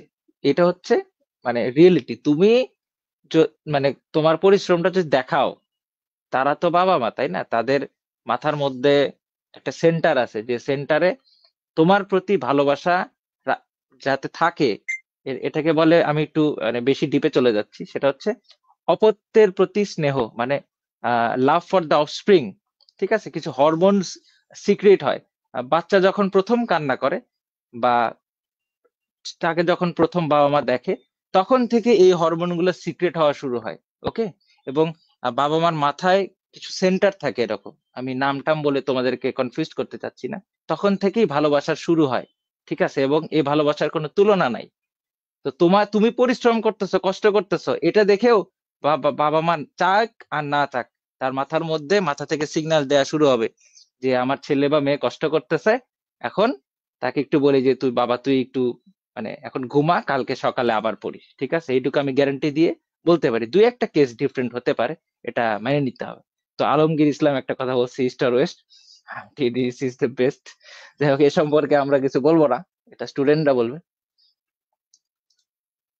একজন বলছে ভাইয়া সেকেন্ড টাইম ব্যাচ একটু লেটে স্টার্ট করেন, কজ অন্য ভার্সিটি গুলার একটু এক্সাম শেষ হোক, তাহলে একটু রিল্যাক্স হয়ে ক্লাস করতে পারবো। আচ্ছা, এটা নিয়ে আমরা কিন্তু আগেই বলছি যে আমাদের পুরো ফেব্রুয়ারি মাস জুড়ে ডেন্টালের কার্যক্রম চলবে, ওকে, এবং এরপরে আমাদের মূল যে ব্যাচের কার্যক্রম শুরু হবে। কেন শুরু করতে হচ্ছে, কারণ এটা একটা লম্বা জার্নি, তোমাদেরকে যদি আমরা একটা ব্যাচের মধ্যে গাইড না করি তোমরা হারায় যাও, এই জন্যই আসলে আগে থেকে শুরু করতে হয়, যেটা অঙ্কিতাও করেছিল গত বছর, ও কিন্তু মার্চের 2 তারিখ থেকে শুরু করছিল বলছে। এবারও আমরা হয়তো মার্চের 2 তারিখ থেকে আমাদের কার্যক্রম শুরু করব, এই হচ্ছে ব্যাপার, ওকে। এরপরের প্রশ্নটা হচ্ছে আপু কিভাবে শুরু করছেন। এটা আমরা আগেই বলে ফেলছি, তোমরা লাইব্রেরি একটু শুরু থেকে দেখতে হবে। আপু বিশ্বাস নিয়ে পড়ালেখা শুরু করে দিছে, যেদিন পরীক্ষা রেজাল্ট আসছে তার পরের দিন থেকেই সে বই নিয়ে বসে গেছে, এটা হচ্ছে সত্যি কথা, এবং এটাই আসলে হওয়া উচিত। এবং আমি দেখছি জীবনে যে আমি যখন কোনো পরীক্ষা একটু খারাপ করছি না, ওই দিনই মনে হয়েছে আরে, ওই দিনই দেখা গেছে আমি আমার বই কেনার প্রবণতা সবচেয়ে বেশি থাকছে, কোর্সে ভর্তি হওয়ার প্রবণতা সবচেয়ে বেশি থাকছে, ওই দিনই যে আমি আমি একটা বই কিনে ফেলছি, ঠিক আছে, বই কিনে পড়া শুরু করছি। ওই দিনের যে মোটিভেশন, ওই মোটিভেশনটা কোনো মতে যদি তুমি ধরে রাখতে পারো সারা বছর, তাহলে তোমার পক্ষে ফার্স্ট হওয়া সম্ভব, ঠিক আছে, কিন্তু মোটিভেশন লেভেল আস্তে আস্তে কমতে থাকে। তো আমরা যখন একসাথে কাজ করব, রেগুলার পরীক্ষা দিব, নিজের সামনে গোল সেট করব যে আমার রেগুলার উইকলি পরীক্ষাতে ভালো করতে হবে, তাহলে তখন তুমি দেখবা যে আস্তে আস্তে তোমার মধ্যে ওই যে মোটিভেশনটা তুমি ধরে রাখতে পারো, তাছাড়া হারায় যাওয়ার সম্ভাবনা বেশি, কারণ এত লম্বা একটা জার্নি। আচ্ছা, আপু ইংলিশের জন্য কোন বই পড়েছিলেন? ভাইয়া আমি মাস্টার বইটা পড়েছিলাম। আমি মাস্টার বইটা পড়েছি, তার সাথে ইংলিশ হিলার নামে আরেকটা বই পড়েছিলাম। আর হচ্ছে যে আরটিডিএস এর একটা বই ছিল জিকে ইংলিশ, ওই বইটাও পড়েছিলাম। আচ্ছা, তোমরা যারা ইংলিশ নিয়ে বেশি টেনশনে আছো, আমি বলবো যে আরটিডিএস এর ইংলিশ বইটা অনেক কম্প্যাক্ট, সাজানো গোছানো বই, এই বইটা পড়তে পারো। আর তারপরে যদি মনে হয় যে অনেক পড়বা, তাহলে মাস্টার বইটা অনেক ভালো, অ্যাসপেক্টিভ আরটিডিএস ইংরেজি এর বই আছে, বইটা এই আসলে বইগুলো মানে ভালো। More than enough. আচ্ছা, ও বলেই দিছে, আমি আর কি বলবো, আমি নিজের প্রতিষ্ঠান সম্পর্কে আর বেশি বলতে চাই না, ও বলেই দিছে। মাস্টার বইটা অনেক ভালো। এটা আমি বিসিএস এর জন্যও পড়ছি আসলে, কিন্তু আমি পড়ে শেষ করতে পারিনি, বুঝছো, এত ফাস্ট একটা বই। আমি আমি কেন এই বই, আমি পড়ছি, সাদি পড়ছে, রাহাত পড়ছে, আমরা সবাই কিন্তু বিসিএস এ প্রিলি টিকছি, ঠিক আছে, কিন্তু আমরা কেউই এই বইটা পড়ে শেষ করতে পারিনি, এবং আমার মনে হয়েছে আমি সারা জীবন পড়লে ওই বইটা শেষ হবে না, কিন্তু বইটা অসাধারণ বই, ঠিক আছে। আমাদের বইটা খুবই গুছানো, সংক্ষেপ করা, এর মধ্যে থেকেই তোমরা আশা করি কমন পেয়ে যাবা। ভাইয়া ডেন্টালে জিকে ইন্টারন্যাশনাল আসতে পারে, হ্যাঁ আসবে তো, অবশ্যই আসবে। কয়টা আসতে পারে এটা বলা কঠিন, 3-4টা তো আসবেই অ্যাটলিস্ট, ওকে। একজন বলছে ইংলিশ পারি না, 25 ব্যাচ। আচ্ছা, ইংলিশের জন্য আমি যদি তোমাকে বলি, ইংলিশ কি আসলে খুব বেশি কঠিন আসে? তোমার কি মনে হয়? ইংলিশ হচ্ছে বিগত বছরের যে প্রশ্নগুলো আমার মনে হয় সেগুলো যদি সুন্দরভাবে সলভ করা যায়, তাহলে আমার মনে হয় সব কমন পড়বে, কি কি বলো, তাই না? হ্যাঁ ভাইয়া, কোশ্চেন আসে তো হচ্ছে বিভিন্ন মানে বছরের প্রশ্ন থেকে, দেখা যায় যে ভার্সিটি কোশ্চেন থেকে কমন পড়ে। মেইনলি হচ্ছে চাকরির প্রশ্নগুলো থেকে আমি কমন পাইছি অনেক যায়, চাকরির প্রশ্নগুলো আমাদের পড়া উচিত ভার্সিটি কোশ্চেন ব্যাংকের সাথে সাথে। ওকে, একজন বলছে 24-এই নাম্বার কম পেলাম, সেকেন্ড টাইম এক্সাম দিলে কি সমস্যা হবে নাকি? না, কোনো সমস্যা নাই, কোনো সমস্যা নেই। আচ্ছা, কয়েকটা জিনিসে তোমাদের কনফিউশন আছে, আমি ক্লিয়ার করে দিই। ভাই, আমি মেডিকেলে এবার ফেল করছি, আমি কি সেকেন্ড টাইম পরীক্ষা দিতে পারবো কিনা? অবশ্যই পারবা, কোনো সমস্যা নেই। ভাই, আমি ভার্সিটিতে ভর্তি হইলে কি আমার 6 নাম্বার কাটা যাবে? না, তোমার 6 নাম্বার কাটা যাবে না, তোমার 3 নাম্বারই কাটা যাবে, টেনশন করো না, ওকে। শুধুমাত্র সরকারি মেডিকেল এবং ডেন্টালে ভর্তি থাকলে নাম্বার কাটা যায়, অন্য কোথাও থাকলে নাম্বার কাটা যায় না, ওকে। আচ্ছা, একজন একটা প্রশ্ন করছে, প্রশ্ন, আচ্ছা তারপরে বলি, ফার্স্ট টাইম চান্স না পাওয়ার কারণ কি? এটা একটু অফেন্সিভ প্রশ্ন, তো তারপরও এটা ওরা যেহেতু জিজ্ঞাসা করছে আমি বললাম, এটা কিন্তু জীবনে অফেন্সিভ ভাবে নিবা না, ঠিক আছে, এটা আজকে বলে রাখলাম। এটা না ভাই, এটা একটা অবশ্যই বিশাল আমার ক্রেডিটের ভুলগুলোই তো ব্যাপার। পরবর্তী বছরের শিক্ষা। হ্যাঁ, তাহলে না পাওয়ার কারণ কি, এটা একবার যদি তুমি বলছো, তারপরে যেহেতু প্রশ্ন এসছে আমি আবার একটু জিজ্ঞাসা করলাম, বলো। ভাই ফার্স্ট টাইমে যে 3 মাস সময়টা আসলে আমি না পড়াশোনাটা ভাই ব্যালেন্স করে বুঝতে পারিনি। ওই যেটা বললাম, কোশ্চেন ব্যাংক আমি ঠিক মতো অ্যানালাইসিস করি নাই। বায়োলজি শুধুমাত্র দাগানো লাইনের উপরে ভরসা করে গেছি। বিশেষ করে জিকেটা পড়া হয়েছিল, কিন্তু ইংলিশে আমি একদম সময় দিই নাই। মানে ইংলিশে আমি টোটালি সময় দিই নাই। মানে আমার পুরো 3 মাসের মধ্যে মানে আমি 4 থেকে 5 ঘন্টা ইংলিশ পড়ছি। এত কম পরিমাণে ইংলিশ পড়ছিলাম আমি। আর অনুশীলনী প্রশ্ন আমি খুবই মানে অনুশীলনী প্রশ্ন আমি ধরিই নি। আর ওই যে আর আমার মনে হয় যে দাগানো লাইনের প্রতি ভরসা করে যাওয়াটা আমার সবচেয়ে বেশি ভুল ছিল। আর তার সাথে অনুশীলনী প্রশ্নগুলো আমি পড়িনি কেমিস্ট্রিতে। আর এবং ইংলিশটা তুমি খুব এবং মানে এবং ইংলিশে তোমাকে আমি একটা মেনলি কথা আমার বলি যত জানো, সমস্যা হয়েছে। এবং তোমার একটা কথা বলি, এই যে এখানে যারা লাইভ দেখছে 25 ব্যাচ, তোরা ওরা আসলে এই ভুলের মধ্যে আছে, এবং ওরা এই ভুল করবে বলেই মোটামুটি সিদ্ধান্ত নিয়ে ফেলছে অধিকাংশই। ওরা এগুলোই করতে যাচ্ছে আসলে। এখন যদি একটু সতর্ক হয়, তাহলে ওরা প্রথমবারই চান্স পেয়ে যাবে আশা করতেছি। ওরা অধিকাংশে এখন পর্যন্ত আমি বলি, ওরা 25 ব্যাচে অধিকাংশে কি কি করছে এতদিন পর্যন্ত, ওরা হচ্ছে কোচিং থেকে স্যারের দেওয়া নোট স্লাইড এগুলো পড়তেছে। তারপরে ওরা অধিকাংশই বইয়ের কোনো খোঁজ খবর নাই। কোন বই পড়তে হবে এটাও হয়তো অনেকে ঠিক মতো জানে না। তারপরে হচ্ছে অনুশীলনী সলভ তো করেই নেই।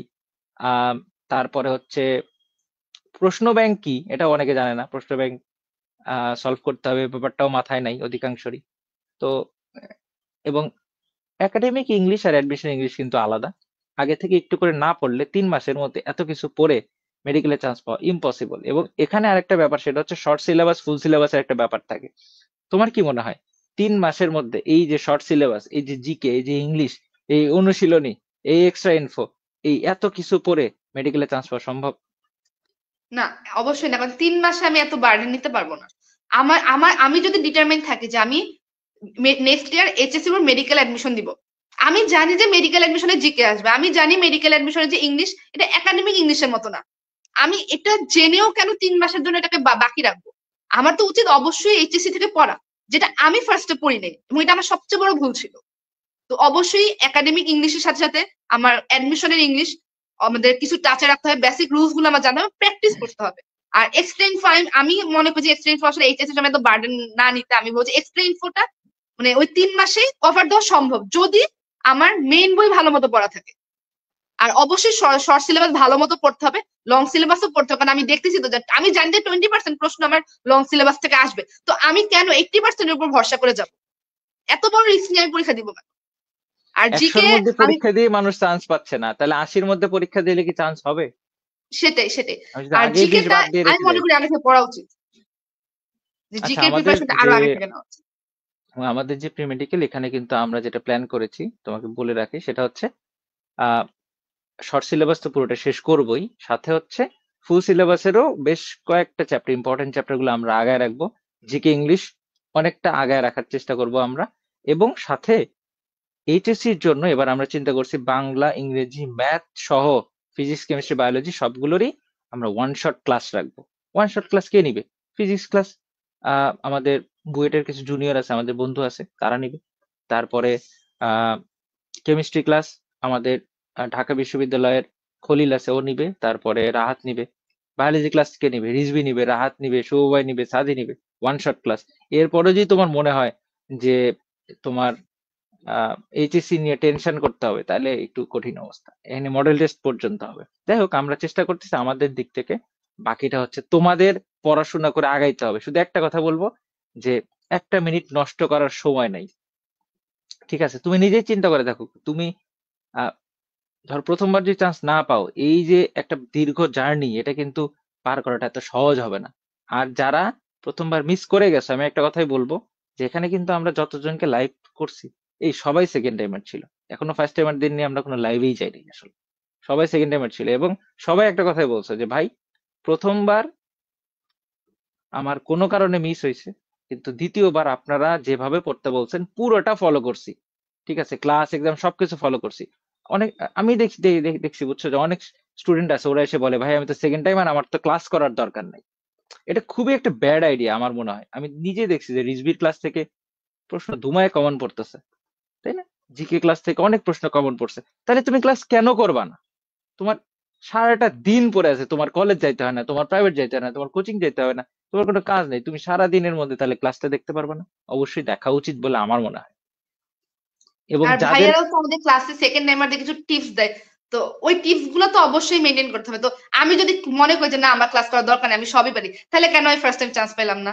এই কোশ্চেনটা তো মাথার মধ্যে আমি আমার মাথার মধ্যে অ্যারাইজ করছিলাম যে আমি যদি ক্লাসই নাই করি, আমি যদি এতই ভালো পাই, তাহলে আমার ফার্স্ট টাইম কেন মিস হলো? সেকেন্ড টাইম আমি কেন দিতেছি? আমি প্রতিটা ক্লাস করতাম, ভাইয়ারা প্রতিটা ক্লাসে আমাদেরকে একটা পড়াবে, এই পড়া থেকে কিভাবে মানে টিপস গুলা এক্সাম হল স্ট্র্যাটেজি থেকে শুরু করে যে কিভাবে আগালে তুমি 1.25 নাম্বার বেশি পেতে পারো, এগুলো বলতো।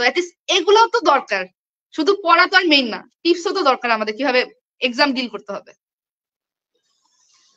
ভাইয়া ভার্সিটি প্রিপারেশন, এই ভার্সিটি বানান কিন্তু ভুল হয়েছে, VARSITY, ওকে? ভাইয়া ভার্সিটি প্রিপারেশনের সাথে সাথে সেকেন্ড টাইম প্রি মেডিকেল না রে ভাই, সেকেন্ড টাইম মেডিকেল ব্যাচ কিভাবে কন্টিনিউ করবো? তুমি আমাদের সেকেন্ড টাইম মানে মেডিকেল ব্যাচের সাথে কন্টিনিউ করবা, করার পাশাপাশি তুমি ভার্সিটির জন্য কোশ্চেন ব্যাংক সলভ করবা এবং সেই রিলেটেড পড়াগুলো পড়বা। এখন আমি অঙ্কিতার কাছে জানতে চাই, অঙ্কিতা কিভাবে করেছে? ভাই আমি কোশ্চেন ব্যাংক দেখতাম, যেহেতু আমি ক্লাস করতাম, মানে মানে আমাদের ক্লাস, আমি মনে করি যে আজকে আমার কোষের গঠন ক্লাস হয়েছে, তো আমি ওটা ভালো মতো পড়ছি, ভাইয়া ঠিক যেভাবে বলছে সেভাবে এক্সপ্লেন সহ। তো আমি জানি যে আমার আর 1.5 মাস পর হচ্ছে ঢাবি পরীক্ষা, আমি এর সাথে ঢাবি কোশ্চেন ব্যাংক নিয়ে বসতাম। মেডিকেলের কোশ্চেন ব্যাংক নিয়ে আমার পড়া হয়ে গেছে, আমার কমপ্লিট, আমার ঢাবি কোশ্চেন ব্যাংক নিয়ে বসতাম। তো হতো কি যে ঢাবি থেকে কি প্রশ্ন আছে ওইটাও আমার সলভ হয়ে যেত, মানে আর সাথে যাবি, মানে এভাবে করে কি একটু মানে মানে চক্রাকারে পড়াটা ঘুরা দেয়। এখন আমি মেডিকেল পড়ছি, মেডিকেলের মানে আমার মেডিকেলের পার্ট শেষ, এখন আমি ডিউর পার্ট নিবো, ডিউর পার্ট শেষ জেউর পার্ট নিবো, জেউর পার্ট শেষ গুচ্ছর পার্ট নিবো। তো এভাবে যদি আমি একটা সাইকেলের মধ্যে পড়ি, কেন সম্ভব না varsity preparation medical second time preparation নেওয়া? বই তো ভাই একটাই, এই একটা বই থেকে ওই যে জাবিতে প্রশ্ন আসবে, ঢাবিতে প্রশ্ন আসবে, মেডিকেলে প্রশ্ন আসবে। আচ্ছা, একজন বলছে যে 4.92, দ্যাট মিনস ওর হচ্ছে 3.75 কাটা যাবে। 3.75 কাটা গেলে তো মেডিকেল প্রিপারেশন নেওয়াই যায়, সমস্যা কি? 3 মার্ক কেটে মানুষ ঢাকা মেডিকেল কলেজে চান্স পাইতেছে, তোমার 3.75 কাটা গেলে তো কোনো সমস্যা আমি দেখতেছি না। ঠিক আছে। আপু, আপনি কোন মান্থ থেকে সেকেন্ড টাইম প্রিপারেশন স্টার্ট করেছিলেন? সেকেন্ড টাইমে সিলেবাস কয়বার শেষ করেছিলেন? আচ্ছা, অনেক প্রশ্ন আসলে, বলো। ভাই আমি তো বললামই যে আমি আনঅফিসিয়ালি মানে ফেব্রুয়ারির 12 তারিখ থেকে পড়া স্টার্ট করেছিলাম, আর অফিসিয়ালি আরটিডিএস এর সাথে মার্চের, আমার যতটুকু মনে পড়ে মার্চের 2 তারিখ থেকে আমি অফিসিয়ালি শুরু করেছি। এর আগের সময়টা আমি গ্যাপ ফিলিং করতাম যে কি কি ভুল আমার ছিল, গ্যাপ ফিলিং এর জন্য ক্লাস শুরু হওয়ার আগের টাইমটা রাখছিলাম, এরপর থেকে আমি শুরু করছি। আর সিলেবাস আমি অনেকবার শেষ করছি, আমি আসলে অনেকবারই রিভিশন দেওয়া হয়েছে, মানে 4 5 6 বার, যেহেতু আমার সময় বেশি, আমার রিভিশন দেওয়ার সময়টাও আমি বেশি পেয়েছিলাম। আচ্ছা, আমি কয়েকটা প্রশ্ন তো খুব তাড়াতাড়ি দিয়ে যাই। যে আপু মেডিকেলের পর কিভাবে ইউনিভার্সিটি প্রিপারেশন নিয়েছে ও বলে দিছে অলরেডি। আর হচ্ছে আপনি কোন ভার্সিটি ছিলেন? ও হচ্ছে জাহাঙ্গীরনগর, না না, সরি, জগন্নাথ বিশ্ববিদ্যালয়। জগন্নাথ বিশ্ববিদ্যালয়ের প্রাণিবিজ্ঞান মানে জুলজিতে ছিল, তাই তো? জি জি জি। আচ্ছা, একজন প্রশ্ন করছে, ভাই সেকেন্ড টাইম চান্স পেলে আমাকে আরটিডিএস এর টিচার হিসেবে রাখবেন? আচ্ছা, আহ, রাখার সম্ভাবনা উজ্জ্বল, যদি তোমার টিচিং স্কিল খুবই ভালো হয় তাহলে অবশ্যই, কেন রাখবো না। ওকে। একটু ঢাকার দিকে হলে ভালো হয়, কারণ আমাদের স্টুডিও ঢাকায়। ঠিক আছে, এটা হচ্ছে সুবিধা। ওকে, বা তুমি যখন ঢাকায় আসবে তখনও ক্লাস নিতে পারবা যদি তোমার সেই স্কিল থাকে, অবশ্যই। ঠিক আছে। তবে একটা কথা, সেটা হচ্ছে তোমরা তো জানোই যে আরটিডিএস এর টিচার প্যানেল কিন্তু অনেক স্ট্রং, তো এখানে কিন্তু এন্ট্রির জন্য তোমাকে অনেক ফাইট দিতে হবে। ঠিক আছে। এখানে কিন্তু তোমাকে ক্লাস যখন নিবা তখন রিজভি ভাই, রাহাত ভাই, শুভ ভাই, তাদের সাথে প্যারালালি ক্লাস নেওয়ার চেষ্টা করতে হবে। ঠিক আছে, এটা কিন্তু এতটা সহজ হবে না, আমি আগে বলে রাখলাম। ওকে। যাই হোক, অবশ্যই। এবং আমাদের সাথে কিন্তু অনেকেই মেন্টর হিসেবে যুক্ত হচ্ছে। শুরুতেই যে ক্লাসে নিতে হবে ব্যাপারটা এরকম না, তুমি কিন্তু জুনিয়রদের গাইডও করতে পারো, তাই। ওকে। আচ্ছা, একজন বলছে, ভাইয়া শুনলাম 25 26-এ সেকেন্ড টাইমারে বেশি চান্স পাবে, এতে যারা ফার্স্ট টাইমার তাদের কি চান্স পেতে বাধার সম্মুখীন হতে হবে? ভাই তোরা এগুলো কই শুনিস? ঠিক আছে, আমি এটা বুঝি না। আচ্ছা, 25 26-এ কেন সেকেন্ড টাইমারে বেশি সুবিধা পাবে বলে তোর মনে হইল? ঠিক আছে। আচ্ছা, টিএমসি তে টোটাল সেকেন্ড টাইমার চান্স পাইছে 3 4 জনের মতো, তা বাকিরা কি ফার্স্ট টাইমার না? এই যে শুনলাম, আচ্ছা, একটা কথা বলে রাখি, ঈশ্বর জাহান প্রীতি। আচ্ছা, এই যে এটা একটু সামনে রাখি, রাখার পর একটা কথা বলবো। এই কথাটা এই যারা লাইভে দেখতেছে সবার, এই আরটিডিএস বা রোটু ডিএমসি বা ডিএমসি স্টেশন পেজ থেকে যা শুনবা সেটাকে অথেন্টিক মনে করবা, আর বাকি সবকিছুকে অথেন্টিক না মনে করাই ভালো হবে। ভাই শুনলাম এটা নাকি হবে, যদি দেখো যে এটা আমাদের পেজ থেকে পোস্ট করছি বা আমাদের লাইভে বলছি, তাহলে কেবলমাত্র মানে নিও যে হ্যাঁ এরকমই। তা বাদে এটাকে গুজব বলে ধরে নেওয়াই ভালো হবে, তোমার জীবনের জন্য ভালো হবে। এটা আজকে আমি বলে দিলাম, যাও। আচ্ছা ভাইয়া, মেডিকেলে যদি কোনো কারণে মিস হয় তাহলে কি ভার্সিটিতে চান্স পাওয়া সম্ভব? এই যে ও তো চান্স পেয়েছে, ও প্রথমবার মেডিকেলে চান্স মিস করে ফেলছে, ও ভার্সিটিতে চান্স পেয়েছিল, ঠিক আছে। ভাইয়া ফার্স্ট, আপু কি ফার্স্ট টাইমে ডেন্টালে আসছিলেন? ডেন্টাল পরীক্ষা দিছিল কিনা এটা ওরা জিজ্ঞাসা করছে। আমি ডেন্টাল পরীক্ষা দেই নাই, আচ্ছা, ডেন্টাল পরীক্ষা যেটা দেয় না, সত্যি কিন্তু কথা। কিন্তু এটা কিন্তু আইডিয়াল না, এটার জন্য ওকে অবশ্যই বকা দেওয়া উচিত এবং জরিমানা করা উচিত। ঠিক আছে, কিন্তু আমাদের গাইডলাইনের সাথে থাকলে অবশ্যই ওকে ডেন্টাল পরীক্ষা দেওয়াইতাম আমরা, ঠিক আছে। ও দেরিতে আমাদের সাথে যুক্ত হয়েছে, যার কারণে এটা ও মিস করে ফেলছে, কিন্তু কোনোভাবেই ডেন্টাল পরীক্ষা মিস করার কোনো সুযোগ নেই। হ্যাঁ, ওকে, আমার ডেন্টাল তোমরা পরীক্ষা না কোনোভাবে দেওয়ার কারণ মিস হচ্ছে করবে না। আমিও ওই যে এরকম কিছু গুজব শুনছিলাম যে ডেন্টাল পরীক্ষা আমাদের যেহেতু প্রথম থেকে বলা হতো যে 5 মার্কস কাটবে, আমাকে কোন একটা মানে ভালো একটা কোচিং থেকে আমাকে বলা হয়েছিল যে আপু তুমি যদি ডেন্টালে, যেহেতু তুমি এমবিবিএস আবার দিবা, তুমি যদি ডেন্টাল পরীক্ষা শুধু অ্যাপিয়ার করো তাতেই তোমার 10 নাম্বার কাটাচ্ছে। এই যে ভয়টা আমার মনের মধ্যে ঢুকছিল, ওই কারণে আমি ডেন্টালটা দিই। না না, এই এটা যে এটার গুজবের কারণে এটার ছিল। কারণ আমি একটু করে বলতে চাই, এটা বলা ঠিক হচ্ছে না। তুমি যদি ডেন্টালে চান্স পাই যাও তাহলে তো তুমি আর তাদের কোচিং এ ভর্তি হবা না, বুঝছো না? তো এই জন্যই ও চায় নাই, তুমি তো তাদের, বুঝছো না? যাই হোক, বলা উচিত হচ্ছে না। যাই হোক, আমাদের কথা শুনবা তাহলে। আচ্ছা, আমরা শেষের দিকে চলে আসছি, প্রশ্ন আর খুব বেশি প্রশ্ন নাই। একজন বলছে ভাইয়া আমার বেসিক বেসিকে দুর্বল, আমি একজন সেকেন্ড টাইম ব্যাচে, কি আপনারা একবারে বেসিক থেকে পড়ান নাকি শুধু দাগানোর লাইন? আচ্ছা, এটা আমরা অঙ্কিতার কাছে শুনবো, আমি বললে তো বিশ্বাস করবো না, এটা অঙ্কিতা বলুক। হ্যাঁ, আমার বেসিকও যে খুব ভালো ছিল তা না, আমার বেসিকও দুর্বল ছিল। বিশেষ করে কেমিস্ট্রি আর ফিজিক্সে, বায়োলজিটা মোটামুটি পারতাম। আরটিডিএস এর মানে আমার আমার কেন জানি মনে হয় যে আরটিডিএস এর মানে আরটিডিএস এর যে আমি মানে সেকেন্ড টাইম বেঁচে ছিলাম, আমার মনে হয় ওইটা পড়লে না এইচএসসি কভার হয়ে যাবে। আমাদের একদম ধরে ধরে মানে বইয়ের প্রতিটা ওয়ার্ড ধরে ধরে পড়ানো হতো, ভাইয়াটা একদম আঙ্গুল দিয়ে পড়াইতো। তো আমার আমার মনে হয় ওখান থেকে আমার যেসব বেসিকের প্রবলেম ছিল, আমি কিন্তু ভাই ক্লাস থেকেই ওগুলা মানে ঠিকঠাক করছিলাম। আমারও বেসিকের সমস্যা ছিল, ক্লাসে বেসিক সহই পড়ানো হয়, বেসিক টু অ্যাডভান্স, প্রথমে বেসিক গুলো পড়ানো হয়, তারপর অ্যাডভান্স গুলো পড়ানো হবে, একদম ধাপে ধাপে পড়ানো হয় আমাদেরকে। মানে আমি এভাবে পড়ছিলাম। ওকে। আচ্ছা, তোমাদের যদি কনফিউশন থাকে, আমাদের ইউটিউবে অনেক ক্লাসেস আছে, তোমরা একটু করে দেখতে পারো, ঠিক আছে। ভর্তি হতে হবে ব্যাপারটা এরকম না। তোমরা এই ক্লাসগুলো দেখলেও কিন্তু অনেক উপকৃত হবে বলে আমি বিশ্বাস করি। এরকম অনেকেই আছে যারা আমাদের পেইড কোর্সে যুক্ত ছিল না, কিন্তু পরে আমাদেরকে জানাইছে ভাই অনেক পেইড কোর্সে যুক্ত ছিলাম, কিন্তু শেষ পর্যন্ত আপনাদের ফ্রি ক্লাস দেখেই সিলেবাস শেষ করছে, আমাদের কাছে টাকা ছিল না, যার কারণে পরে আর ভর্তি হতে পারিনি। এই হচ্ছে অবস্থা। আপু, অন্য রাইটারের বই কিভাবে পড়েছিলেন বায়োলজি? আচ্ছা, আমাদের যে এক্সটেম্পোর ক্লাস গুলো হইতো, মানে একটা চ্যাপ্টার শেষ হওয়ার পর এক্সটেম্পোর ক্লাস হতো, আমি ওগুলো খাতার মধ্যে লিখে নিতাম। আর শেষের দিকে না লাস্ট ফাইট বইটা আমার অনেক হেল্প করছে, লাস্ট ফাইট আচ্ছা, বইটা। লাস্ট ফাইট বই বা এক্সট্রা ইনফো হ্যাক একটা বই আছে আমাদের, ওই বইয়ের মধ্যে হুম এক্সট্রা হুম ইনফো হুম। গুলো দেয়া থাকে, আর এক্সটেম্পোর টেনশনের কোনো ক্লাস কারণ নেই। গুলোতে হয় কি যে মানে ভাইয়াপুদের মানে কথা শুনতে শুনতেও মাথার মধ্যে আমার একদম সেট হয়ে যেত পড়া। ওকে ভাইয়া, আমি কিছুই পারি না, 5.0 এসে কি সব কভার হবে? আমার তো হয়েছে, আমি তো পারছিলাম। আচ্ছা আচ্ছা, কথা শেষ, একটাতে এক এক লাইনে কথা শেষ। আচ্ছা, সেকেন্ড টাইম জিপিএ সহ 4 মার্ক কাটা গেলে কি মেডিকেলে চান্স পাওয়া সম্ভব? আচ্ছা, এই যে অঙ্কিতারও যদি 4 কাটা যেত, আমার মনে হয় অঙ্কিতা হয়তো এসবিএমসি মিস করে এর পরের মেডিকেলে চান্স পাইতো ভাই এই। আমার মনে হয় কি আমার 7 কাটা গেলেও মনে চান্স হইতো। আচ্ছা, ওকে। ওর তাহলে 7 কাটা গেলেও চান্স হইতো, হয়তো এসবিএমসির মতো ভালো মেডিকেল হইতো না, এসবিএস ভালো। আরেকটা হয়তো একটু পিছাইতো, এই আর কি ব্যাপার।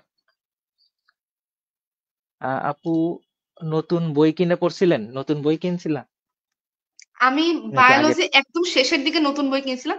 আর ফিজিক্স কেমিস্ট্রি আমি একদম আমার একদম এই যে 2023-এর বইগুলো আমি পড়ছি। আমি ফিজিক্স কেমিস্ট্রি রিনিউ মানে নতুন করে বই কিনি।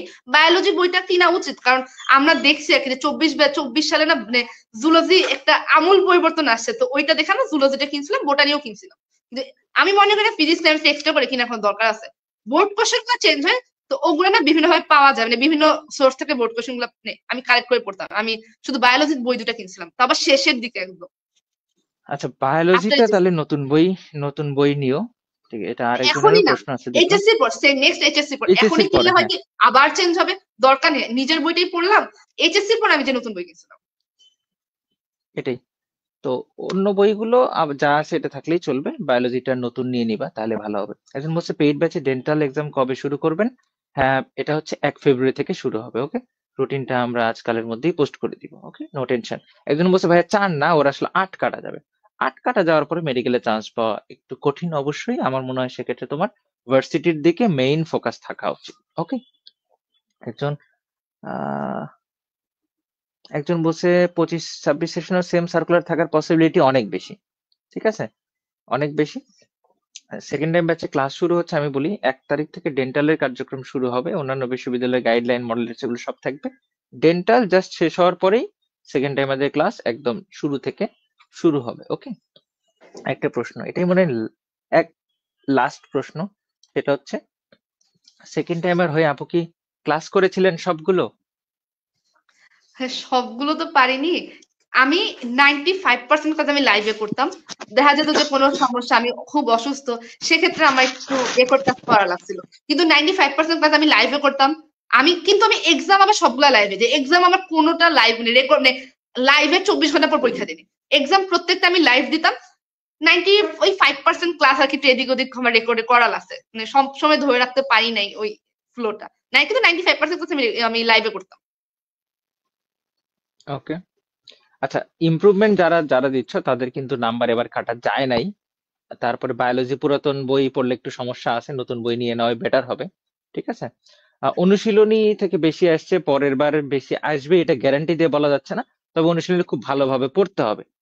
সেকেন্ড ব্যাচে ক্লাস কবে শুরু হবে এটা আমি বেশ কয়েকবার বলছি, 1 ফেব্রুয়ারি থেকে ডেন্টালের জন্য মডেল টেস্ট শুরু হবে, আর মার্চের একদম প্রথম থেকে শুরু থেকে ডেন্টালটা জাস্ট শেষ হওয়া মাত্রই ক্লাস শুরু হয়ে যাবে সেকেন্ড ব্যাচের। অলরেডি কিন্তু লঞ্চ হয়ে গেছে কোর্স, পর্যন্ত অলরেডি প্রায় 100+ স্টুডেন্ট অলরেডি অ্যাড হয়ে গেছে। অ্যাড হলেই তোমরা সেখানে আর্কাইভ ক্লাসগুলো দেখতে পারবা, কোনো সমস্যা নেই। ওকে, আচ্ছা, তো আমরা একদম শেষের দিকে চলে এসেছি অঙ্কিতা। তোমার সাথে কথা বলে খুবই ভালো লাগলো, এত লম্বা লাইভ আগে কখনো হয় নাই। সবার সাথে কথা বলছি, এটা 15-20-25 মিনিটে হয়ে গেছে। তো এখন তুমি জাস্ট আমাকে একটু ব্যাচ ধরে ধরে বলবা যে এই মুহূর্তে যারা সেকেন্ড টাইমার আছে ওরা কি করবে, জাস্ট একটা কথায় বলে দাও, যেহেতু সবার জন্য একটা আমাদের করে কথা। যেহেতু ক্লাস শুরু হতে সময় আছে, এই মিন টাইমে অবশ্যই গ্যাপ গ্যাপ ফিল আপ করতে হবে। এই গ্যাপ ফিল আপ যে ভালো মতো করতে পারবে সে আরো 100 ধাপ আগে যাবে। এই গ্যাপ ফিল আপটা মেন। সেকেন্ড টাইম আমাদের এখন প্রিলিমিনারি লেভেলে কাজ হবে গ্যাপ ফিল আপ। আমার কোন কোন ভুল হয়েছিল ওগুলা ফাইন্ড আউট করা, যার জন্য আমি চান্স পাইনি আগে। ওকে, খুব ইম্পর্টেন্ট, এবং এই গ্যাপ ফিল আপের জন্য কিন্তু আমাদের কোর্সে যুক্ত হলেই তুমি আর্কাইভ ক্লাস পেয়ে যাবে। ঠিক আছে, তো আর্কাইভ ক্লাসগুলো থেকে তুমি কিন্তু সুন্দরভাবে কি করবা, আর্কাইভ ক্লাস থেকে তুমি তোমার গ্যাপ গুলো ফিল আপ করে ফেলতে পারবা। ঠিক আছে, আহ তারপরে আমি যদি তোমাকে একটু বলি যে 25 ব্যাচের উদ্দেশ্যে এক এক লাইনে একটা কথা বলো, ওদের কি করা 25, উচিত? হ্যাঁ, ওদের যেহেতু টেস্ট পরীক্ষা চলতেছে, মানে আমাদের কলেজে টেস্ট পরীক্ষা চলতেছে, তো অনেক কলেজে টেস্ট পরীক্ষা শেষ হয়ে গেছে বা শুরু হবে। আমি মনে করি টেস্ট পরীক্ষা যখন শুরু, তাদের শর্ট সিলেবাস একদম ভালো মতো পড়া হয়ে গেছে। আমি বলবো একটু লং সিলেবাসের দিকে একটু মনোযোগটা দেওয়া, আর শর্ট সিলেবাসে এক্সট্রা ইনফো। তার সাথে জিকে ইংলিশ প্রতিদিন অ্যাটলিস্ট 45 মিনিট হলো মানে চর্চা করা। এটা হচ্ছে 25 ব্যাচের প্রাইমারি একটা কাজ হবে। আর 26 ব্যাচ যারা একদম বাচ্চা, তারা তারা কি করবে? আমি ওদের বলবো যে তারা তোমরা আগে বেসিকটা ঠিক করো আর কি। বেসিকের উপরে মেইন আর কি, বেসিকটা মানে মেইন বই ধরে ধরে বেসিক ক্লিয়ার করতে করতে পারলে নেক্সট ডে পরবর্তী ধাপগুলা মানে পার্সু করতে সুবিধা হবে। আচ্ছা, এই প্রশ্নটা এই অসংখ্যবার এসছে, বায়োলজি মেইন বই কার কার কার বই পড়বে, এটা তো জানা উচিত, এটা না জানলে তো disqualify. Botany Abul Hasan sir, আর হচ্ছে জুলজি গাজী আজমল স্যার। আচ্ছা, লাস্ট প্রশ্ন আজকের দিনের, আপু কি কোনো কোচিং এ পড়ছিলেন? ফার্স্ট টাইমে পড়ছিলাম, এখানে তো আরটিডিএসি ছিলাম। আর এক্সাম বেস দিছি, আরডিএস, অফলাইন এক্সাম দেওয়া হয়েছিল, কিন্তু আমি আরটিডিএসি ছিলাম সেকেন্ড টাইম। ওকে। তো যাই হোক, তাইলে অঙ্কিতার জন্য অনেক অনেক শুভকামনা রইলো, অঙ্কিতা সামনে অনেক বড় ডাক্তার হোক, দেশের মানুষের চিকিৎসায় নিজের অবদান রাখুক, এটা আমরা চাইবো। আশীর্বাদ করবেন ভাইয়া ডাক্তারদের যেন নিয়ে অনেক এগিয়ে যেতে পারে। কমপ্লেইন আছে, তবে আমি খুবই আশাবাদী মানুষ আসলে, যে তরুণ ডাক্তাররা যখন সামনে আসবে তখন এই অসঙ্গতি গুলো দূর হয়ে যাবে আসলে। ঠিক আছে, এটা আমি দৃঢ়ভাবে বিশ্বাস করি, এবং এবং সবকিছু আস্তে আস্তে আরো বেটার হবে। ঠিক আছে, ভাইয়া আমি হাসপাতাল, একটা কথা বলতে হেলথ চাই। সিস্টেম, বলো। ভাইয়া, সৃষ্টিকর্তার অশেষ কৃপায় যখন মেডিকেলে চান্স পেয়েছি, ডাক্তার হয়তো বের হবই, সেটা তো ডেফিনেটলি, কিন্তু আমি যেন ভালো মানুষ হতে পারি, এটা আশীর্বাদ করবেন ভাই আমার জন্য।